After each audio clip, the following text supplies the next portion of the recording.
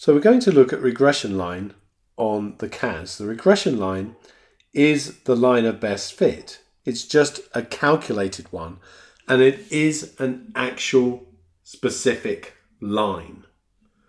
So whereas with drawn by eye, we know that we go through the mean point, we've looked at that in an example, everybody might get a slightly different line, but the regression line is a calculated line.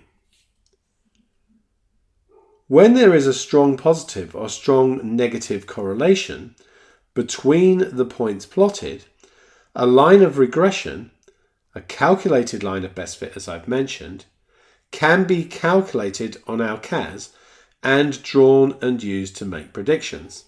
In actual fact, you can always calculate it, but if the correlation isn't strong, you really shouldn't draw it or use it.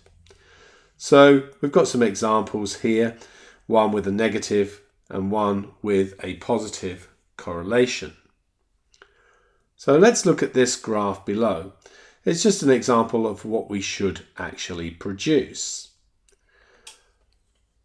So note the red point here, that is the mean point, and the line is the calculated regression line.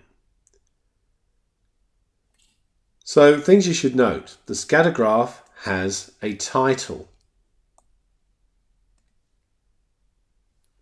The labeling of the axes, so we can see height here and the numbers along here, weight here and the numbers on this axis, the evenly spaced numbering on the axes, of course we should always be working to a scale, the broken axes. There's no point in this graph going down to 0, 0. It would look a bit silly if you did that, because then you just have all your data up here like this and huge space here with nothing in it.